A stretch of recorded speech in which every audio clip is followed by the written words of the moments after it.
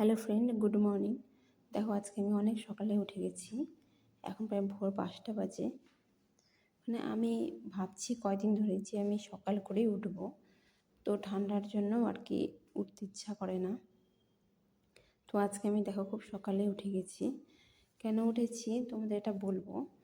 যখন আমি পরে কাজগুলো করি, তো খুব পাড়াপাড়ি লেগে যায় আর সব কাজ কমপ্লিটও হয় না। তো আমি তাই ভাবেছি যে আমার এত কাজ পড়ে থাকে, আমি কাজ সব কমপ্লিট করতে পারি না, তো আমি কয়দিন থেকে ভোরবেলা উঠবো। তো সেজন্য দেখো, আজকে আমি বিশেষ করে ভোর 5টায় উঠেছি। উঠে আমি একদম ঝাড় দিয়ে নিলাম। ঝাড় দিয়ে ঘর ঝাড় দিয়ে আমি উঠোনটাও ঝাড় দিয়ে নিলাম।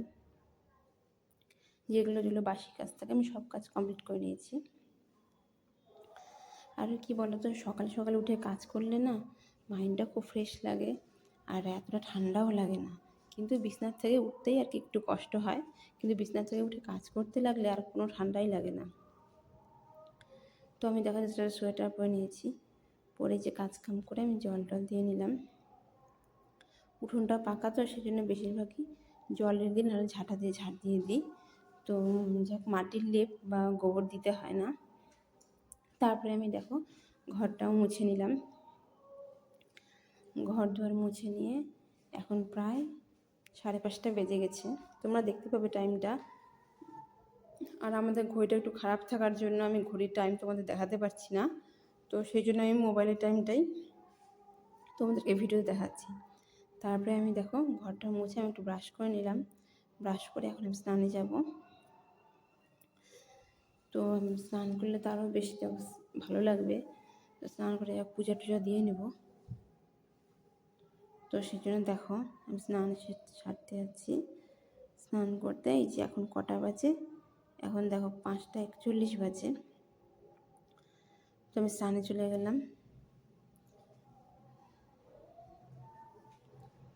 তো দেখো আমি স্নান সেরে এখন আমি ঠাকুর ঘরে ঢুকবো।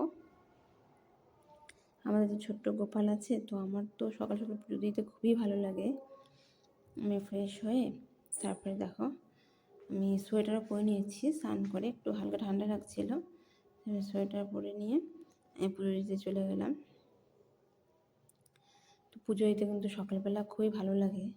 আর যেহেতু বিশেষ করে আমি পরে পুজো দেওয়ার কি স্নান করার আমার বাচ্চাদেরকেও সময় দিতে পারি না, সেই জন্যই বিশেষ করে কিন্তু সকাল সকাল স্নান করেছি। সকালে স্নান করার জন্য আমার সব কাজই দেখো কমপ্লিট হয়ে যাচ্ছে।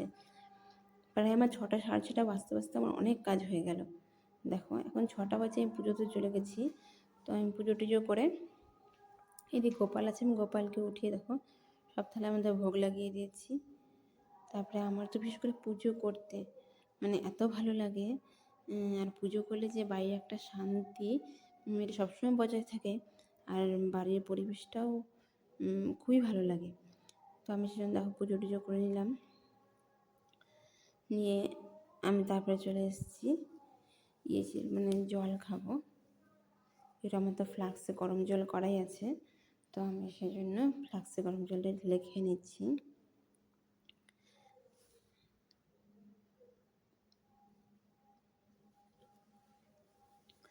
এই দেখো জল খেয়ে নিলাম। জল খেয়ে আমি এবার একটু এক্সারসাইজ করে নেব। আমার তো সব কিছুই করতে হয়, যেমন এই যে এক্সারসাইজ বা একটু সকালে হাঁটাহাঁটি, যাই হোক আমি তো করার সময় পাই না, জন্য করতে পারি না। এই আজকে সকালে ভোরে ওঠার জন্য আমি প্রায় সব কাজই করতে পারছি। আর সবাইকেই আমি বলতে চাই, যেটা সকালে উঠে ঘরের পুজো বা এক্সারসাইজ, প্রচুর কাজ আর কি খুব কম সময়ে হয়ে যায়, আবার পরেও অনেক সময় পাওয়া যায়। কারণ বাড়িতে তো অনেক কাজই থাকে, তো দেরিতে উঠলে কি হয়, বাড়ির সব কাজ কমপ্লিট করা যায় না। তখন মনে হয় এই কাজ হয়নি, ওই কাজ হয়নি। কিন্তু সকাল সকাল উঠলে কিন্তু অনেক কাজ হয়ে যায়, আবার পরে প্রচুর সময় পাওয়া যায়। কারণ ঘরে তো অনেক কাজ থাকে, গোছা গাছানোর অনেক কাজ থাকে, সেগুলো পরে করা যায়। তবে দেখো আমার 6:30 বাজলাম। এবার আমি চলে আসলাম মালা করতে। আমি অনেক দিনই আমাদের আগে যে গুরুদেব ছিল উনি মালা দিয়েছেন, তো আমি যে মালা করছি।